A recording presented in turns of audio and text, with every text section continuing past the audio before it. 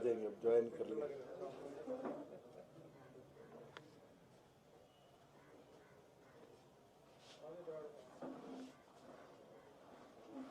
देख लो, आपके लिए वेट करवा रखी थी सबने। मैं तो वैसे कर लूंगा, इसकी गूंजेगी भी आपको।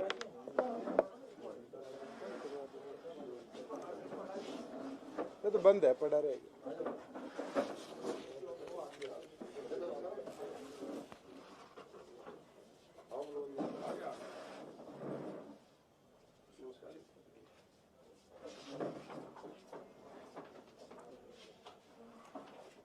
पहले तो आप सबको दीपावली की बहुत बहुत शुभकामनाएं, और ये त्योहार आप सबके घर में खुशियां और समृद्धि लाने का काम करे। इस दीपावली पे दो ऐतिहासिक कदम लिए गए, जहाँ एक और पर 75% एम्प्लॉयमेंट ऑफ लोकल कैंडिडेट्स प्रदेश में भाई दूज के दिन लागू हुआ, वहीं दूसरी ओर पर हरियाणा प्रदेश में पेट्रोल और डीजल की कीमतों में 12 रुपए की कटौती करी गई। आज जहाँ एक और पर युवा को हमारी सरकार का प्रथम लक्ष्य है, वहीं इस महंगाई के अंदर 12 रुपए की पेट्रोल और डीजल पर कटौती एक बहुत बड़ी निजात दिवाली के पावन पर्व पर आई है। 75% एम्प्लॉयमेंट ऑफ लोकल कैंडिडेट्स प्रदेश के मेरे युवा बहन भाइयों के लिए एक लैंडमार्क आने वाले समय में साबित होगी।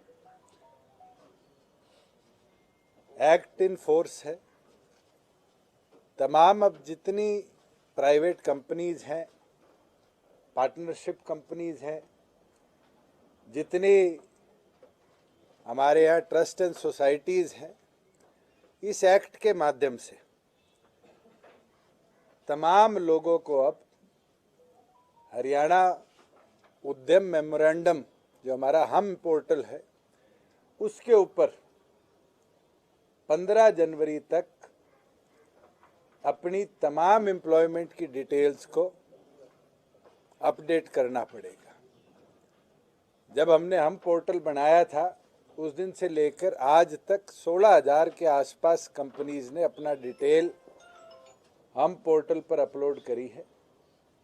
इंडस्ट्री का भी हमारा सर्वे 4 बड़े शहरों के अंदर चल रहा है, इसको भी हम धीरे धीरे पूरे प्रदेश में लागू करने का काम करेंगे।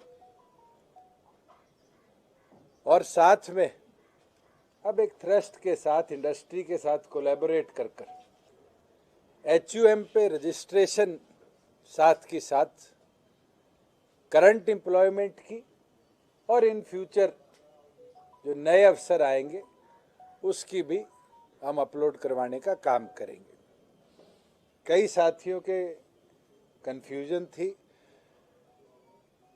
मैं आपको क्लियर कर दूं कि लगातार इंडस्ट्री के साथ स्टेट लेवल पर भी नेशनल लेवल पर भी हमने चर्चा करी, और चर्चा करने के बाद 2 निर्णय लिए गए।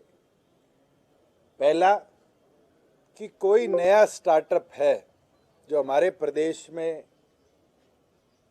लगेगा, उसके लिए 2 साल की एग्जेम्पशन इस एक्ट में हम देने का काम करेंगे कि वो अपने आप को इस्टेब्लिश कर पाए। कोई भी IT कंपनी नई लगेगी, उसको भी एग्जेम्पशन का लाभ मिलेगा।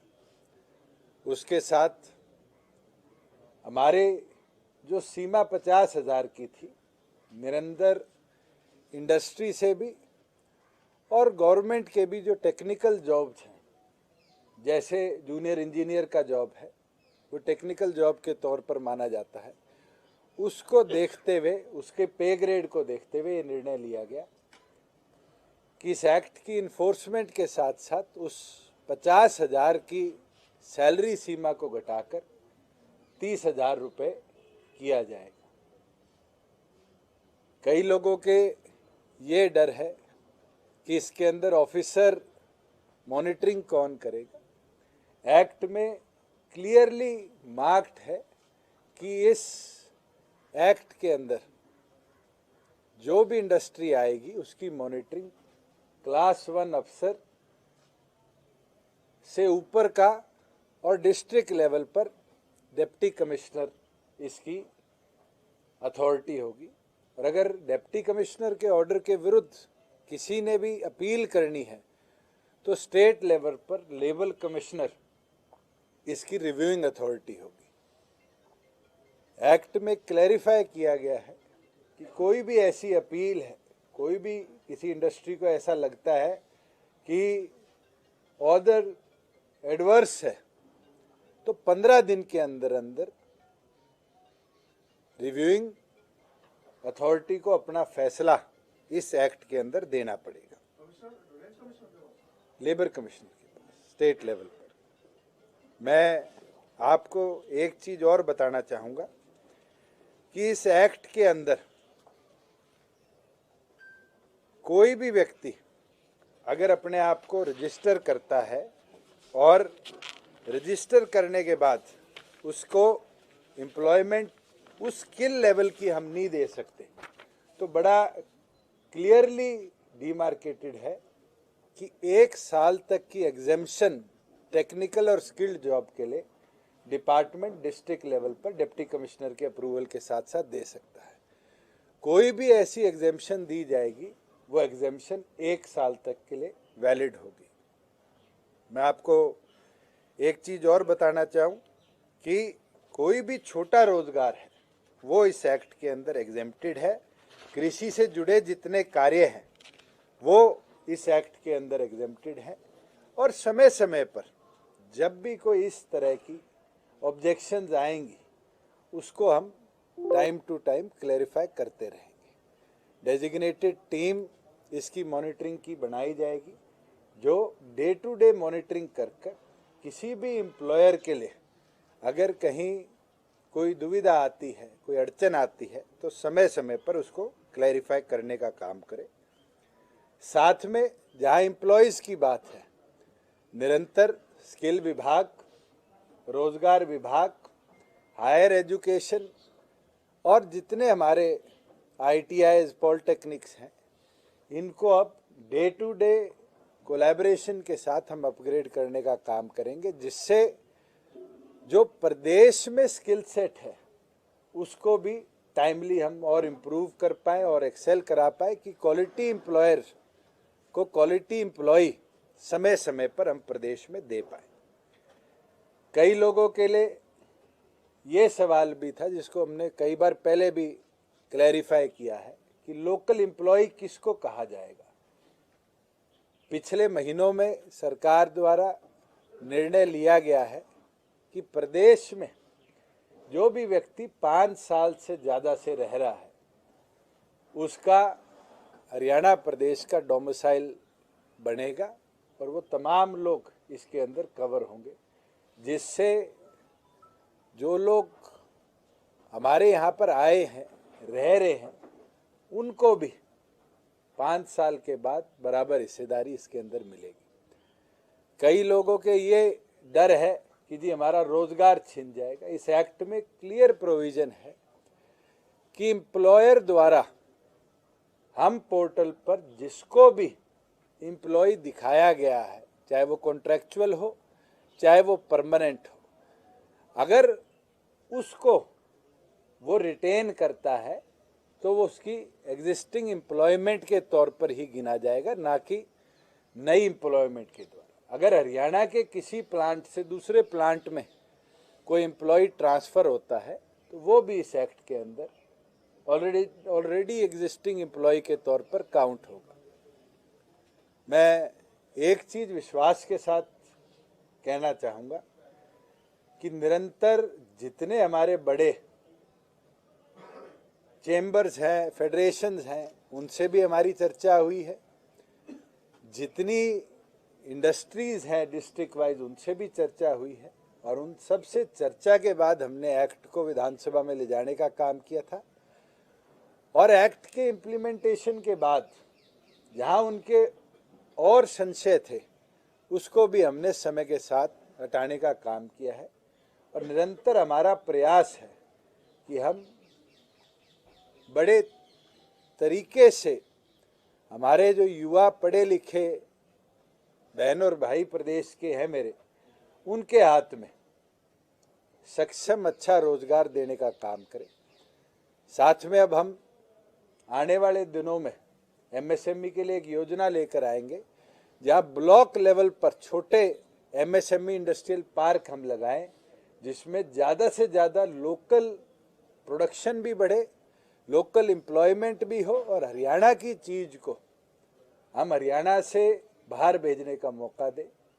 हमने अफ्रीका के 14 देशों के साथ पहला देश का स्टेट टू कंट्रीज कॉन्क्लेव किया और कामयाब रहा, जहां अफ्रीका सब कॉन्टिनेंट के कई देशों ने ये चाह दिखाई है कि हरियाणा के लोग वहाँ कृषि क्षेत्र में इन्वेस्ट करें, इंडस्ट्री में इन्वेस्ट करें और ये अवसर मिले हमारे प्रदेश के लोगों का कि वो दूसरे देशों में भी जाकर रोजगार के संसाधन बनाने का काम करें।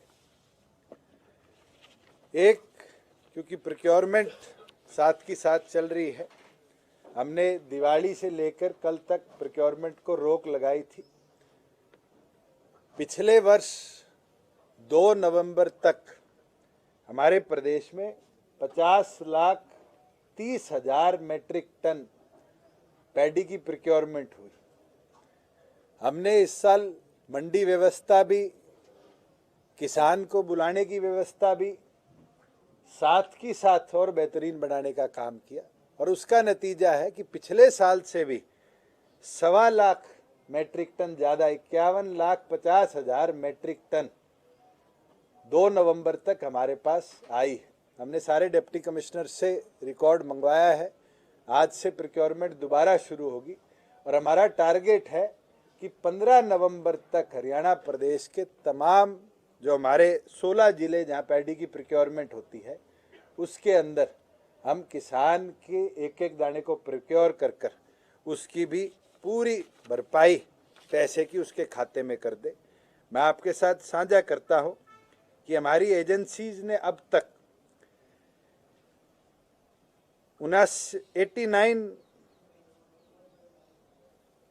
8,900 करोड़ रुपया पैडी का किसानों के खाते में ट्रांसफ़र करने का काम किया है और साथ में भावांतर भरपाई योजना में जो इस बार किसानों को हमने 600 रुपये प्रति कुंटल बाजरे के देने का काम किया।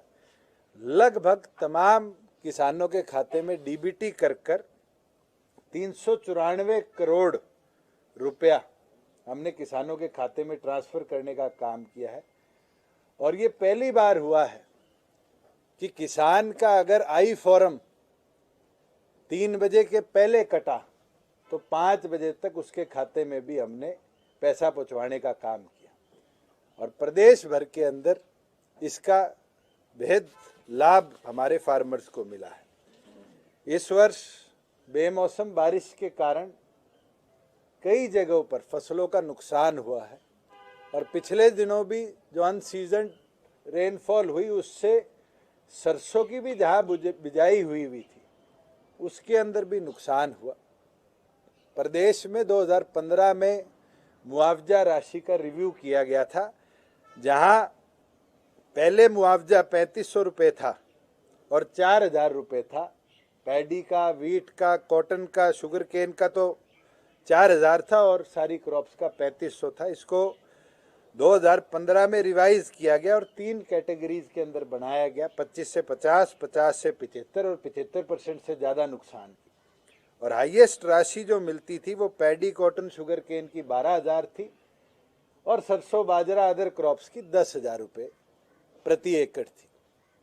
निरंतर फील्ड के अंदर भी किसानों की मांग है कि इस राशि को बढ़ाया जाए और इसके लिए आज हम 3 सदस्य कमेटी दोबारा बनाएंगे।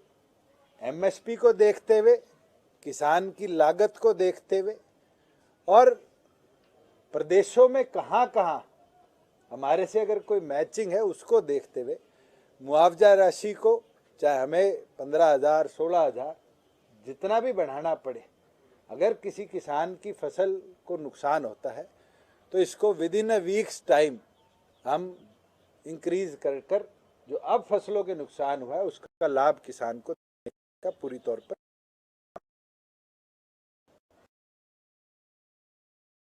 कृषि क्षेत्र में जितने हमारे किसान भाई काम करते हैं उनकी फसल की लागत जल्द से जल्द मंडी में उनकी फसल आने के बाद उनके खाते में पहुंचाई जाए कि वो अगली फसल के लिए जो बीज खरीदना है, खाद खरीदनी है, वो समय पर अपनी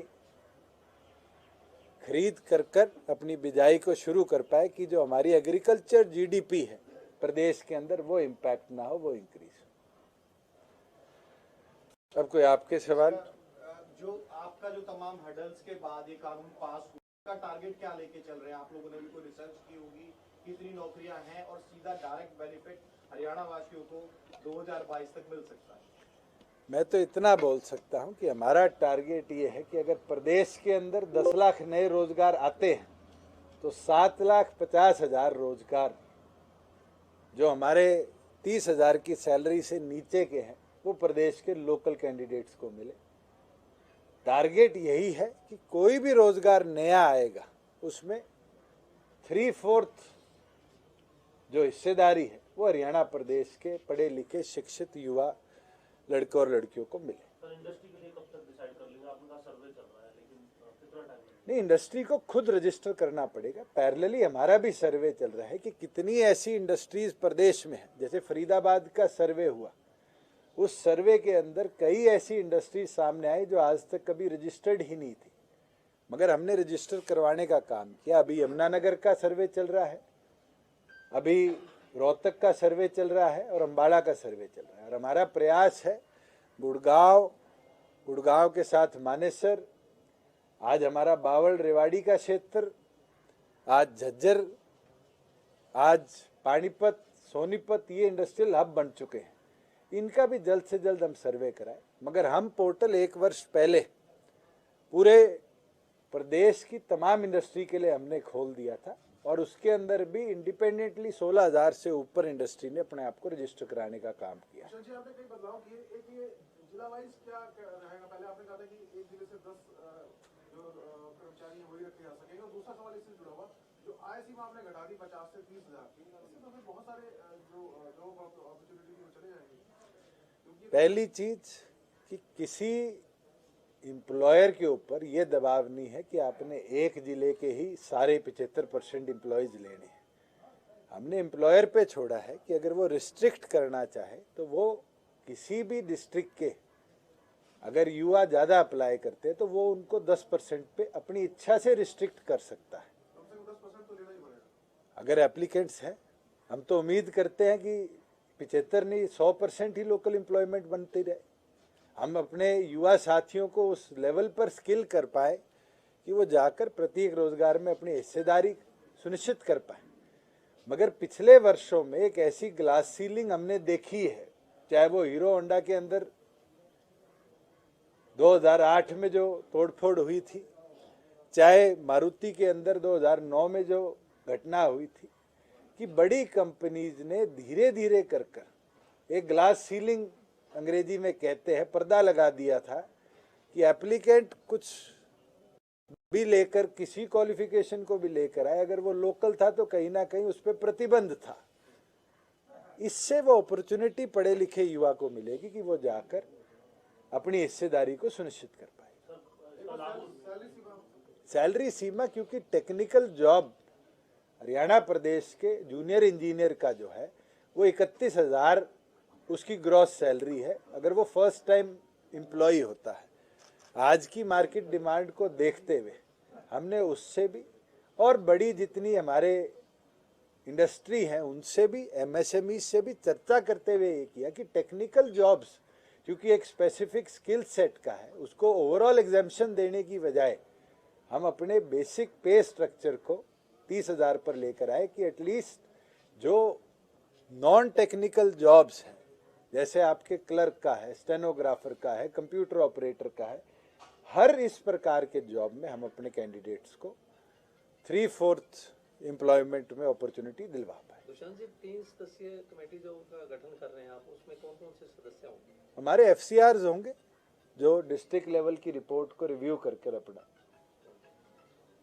मिनिमम टू मैक्सिमम क्या हो सकता है? लेबर कमिश्नर को तो 15 दिन में देना ही है, लेकिन एक्ट कानून के अनुसार 45 दिन के अंदर अंदर एम्प्लॉय या एम्प्लॉयर कोई भी अपील डालता है, वो डिस्ट्रिक्ट लेवल पर भी और स्टेट लेवल पर भी उस पर निर्णय होगा। 30 डेज डिस्ट्रिक्ट लेवल पर और उसके ऊपर 15 दिन स्टेट लेवल पर, कि अगर कहीं भी एम्प्लॉयमेंट होती है, 4 लोग लगे और 2 ही लोकल लिए गए, 3rd क्वालिफाइड था, अगर वो अपील करता है तो डिस्ट्रिक्ट लेवल से लेकर स्टेट लेवल पर 45 दिन में इसका निपटारा। एक सर अलग सवाल है वैट को लेकर के क्लियर, क्योंकि रणदीप सुरजेवाला का ट्वीट कर रहे हैं इतना घटा दिया उतना घटा दिया, कितना हरियाणा में कितना? सुरजेवाला जी शब्दावली बड़ी अच्छी यूज करते हैं, मगर भूल जाते हैं कि घटाया बढ़ाया हरियाणा प्रदेश में परसेंटेज पे वैट चलता है, और ओवरऑल जब टैक्स डिडक्शन होती है और केंद्र 5 और 10 रुपए करता है, वो 12 रुपए पहुंचता है, तो सिंपल मैथमेटिक्स है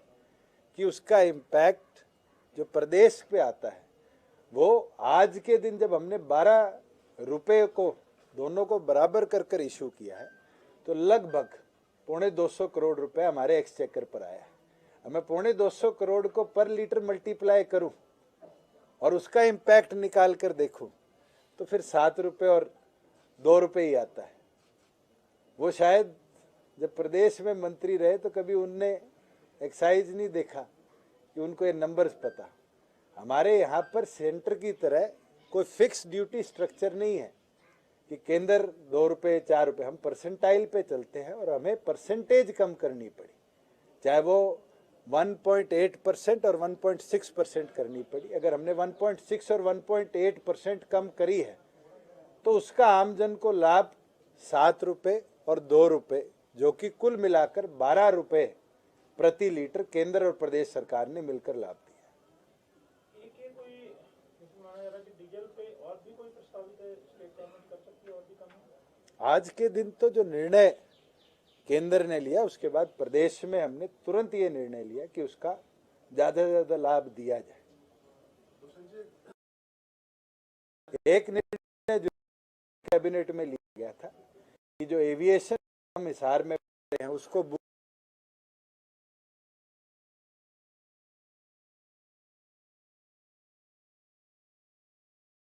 चाहे वो एविएशन स्पोर्ट्स के लिए यूटिलाइज होता हो, चाहे वो MRI के लिए यूटिलाइज होता हो, चाहे हमारी कमर्शियल एक्टिविटी के लिए यूटिलाइज होता हो, उसकी जरूर हमने वैट का जो स्ट्रक्चर था, क्योंकि हमारे बड़ा मिनिमम यूटिलाइजेशन थी, क्योंकि प्रदेश का स्वयं खुद का कोई एयरपोर्ट अभी तक एग्जिस्ट नहीं करता।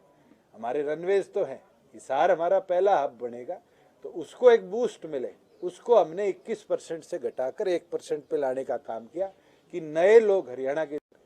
खाद को लेकर एक सवाल है कि खाद की जो जिस तरह से DAP को लेकर तमाम जो सवाल उठे, सरकार की तरफ से दावे तो बहुत किए जा रहे हैं, लेकिन सिचुएशन उस हिसाब से सुधर नहीं पा रही। खाद की स्थिति आज ही देर पहले फतेहाबाद में किसानों ने रोड जाम कर दिया, सरकार लगातार।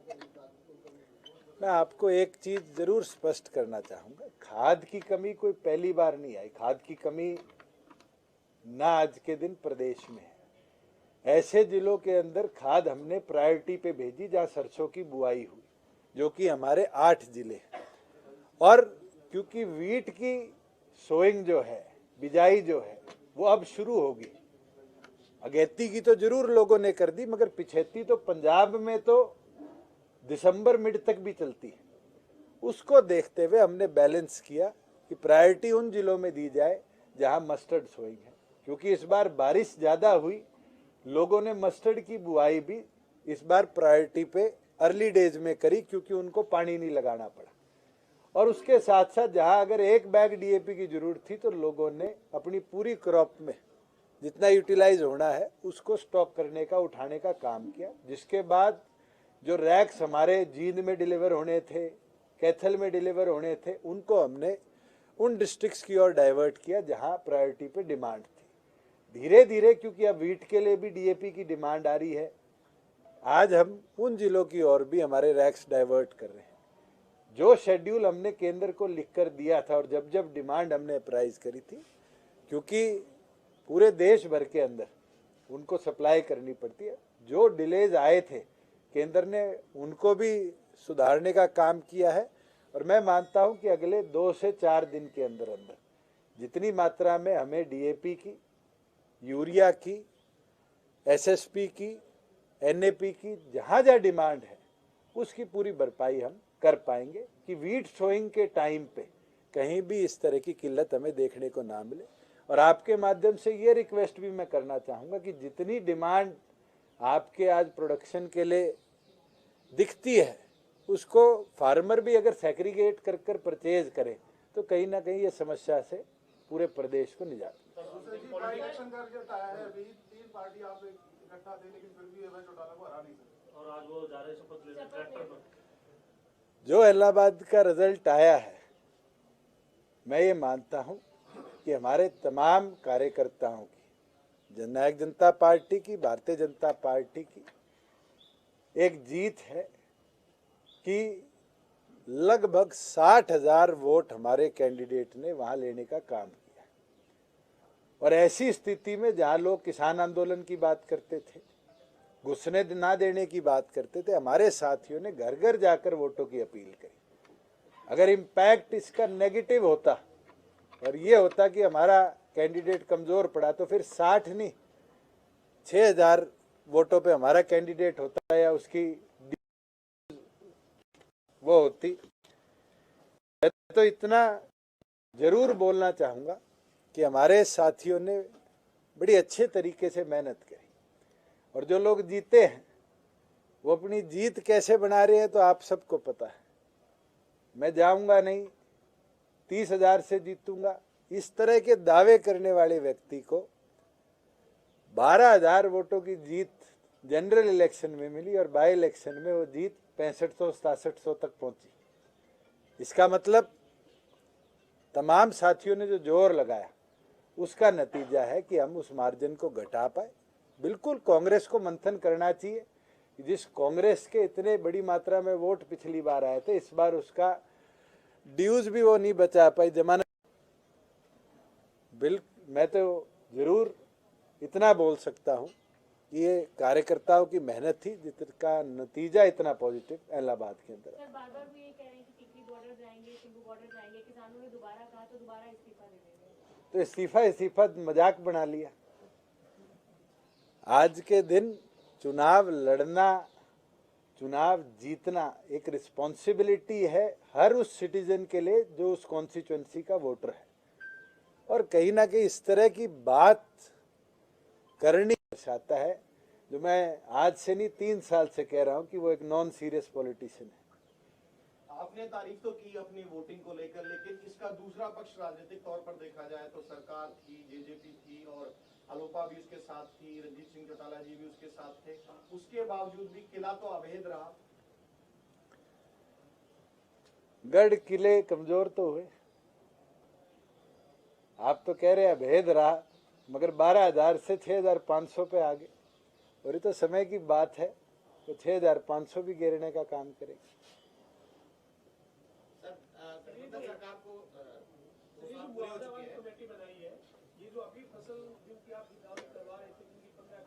इसका सारे का रिव्यू करेगी और अपनी रिपोर्ट 1 हफ्ते में देगी। देखिए, जिस तरह का घटनाक्रम प्रदेश भर में चल रहा है, मैं तो इतना बोल सकता हूं कि अब युवा को समझना पड़ेगा, देखना पड़ेगा कि उनके भविष्य पे कैसे इस तरह की गतिविधियों से रोक लग रही। आज डेवलपमेंट वर्क्स रुक जाते हैं, सरकार की अनाउंसमेंट्स तो नहीं रुकती, सरकार तो अपना काम कर रही है, मगर कहीं ना कहीं जो आज युवा पढ़ा लिखा है वो पिछले 1 वर्ष से इस तरह की गतिविधि में है और जिसका नुकसान डायरेक्टली उन्हीं को हो रहा है। 1 साल में तो हम उनके लिए कितनी जॉब अपॉर्चुनिटीज बनाकर बैठे हैं। अगर वो आकर रोजगार के साधनों में जुड़ना चाहे तो प्रदेश की तरक्की और विकास के अंदर अपनी हिस्सेदारी पूरी तौर पर दे पाए।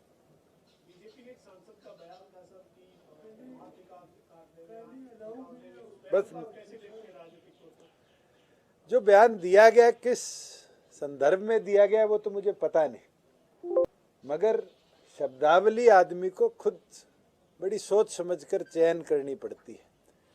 बहुत से प्रदेश में ऐसे नेता आए हैं जिनने ऐसे टिप्पणियां कर कर कर अपनी राजनीतिक करियर को खत्म, और पिछले पास्ट में 5 साल में भी बहुत से ऐसे नेता आए और चले गए। आज उनका कोई भी पब्लिक लेवल पर सपोर्ट नहीं है। और ये कोई हरियाणा प्रदेश की बात नहीं है, देश भर के अंदर राजनीतिक व्यक्ति को या आम व्यक्ति को भी अपने जीवन में शब्दावली सोचकर उपयोग करनी चाहिए। परवाना जी, पहले परवाना जी की सुन लो।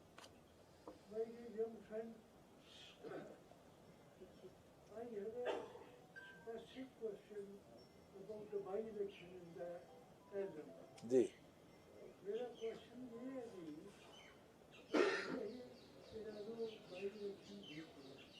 उनकी लीड कम है, लेकिन जनरल इम्प्रेशन ये है कि बीजेपी और जेजेपी गठजोड़ की तरफ से किसी न किसी शक्ल में कुछ लोगों ने इन्हों की मदद की है, जिसके नतीजे के तौर पर वो चुनाव जीत कर है।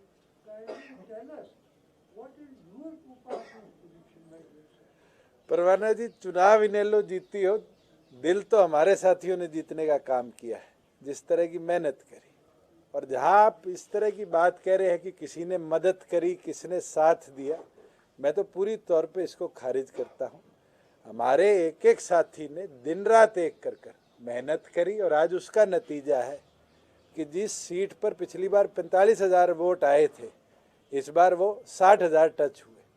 अगर वोट इंक्रीज होता है ऐसे ऐसे गांव में जहां हमारे कैंडिडेट को जाने से रोका जाता था, उन गांव से भी हम जीत कर आते हैं। मैं तो 4 जगह गया और उन चारों जगह हम जीत कर आए। तो ये तो साबित होता है कि जनता का मन से सपोर्ट हमारे पास था, और उसी का नतीजा है कि हमें जो वोट मिले, वोट प्रतिशत मिली, उसमें इतनी भारी मात्रा में इजाफा हुआ। एक सवाल था, 2 साल आपकी सरकार के हो गए, वो 5 साल जो उन्होंने पिछले बिताए वो 7 साल मिलकर सेलिब्रेट कर रहे हैं, उनके कार्यकर्ता लोगों को घर जा रहे हैं। क्या जननायक जनता पार्टी की अपना कोई कार्यक्रम बना रही है? बिल्कुल, हमारा स्थापना दिवस 9 दिसंबर का है, और पार्टी के भी 3 साल होने के उपलक्ष्य में ये पिछली स्टेट बॉडी की बैठक में निर्णय लिया गया था, झज्जर के अंदर पार्टी का स्थापना दिवस हम बनाएंगे। और इस दौरान अगले 1 माह में, क्योंकि आज से लेकर 1 माह बाद 9 दिसंबर है, 1 माह के अंदर घर घर जाकर कार्यकर्ताओं को जहाँ निमंत्रण देंगे, वहीं संगठन और सरकार में जितने लाभकारी फैसले आम जन के लिए लिए हैं, उसका भी पूरी तौर पर प्रचार हमारे कार्यकर्ता करेंगे।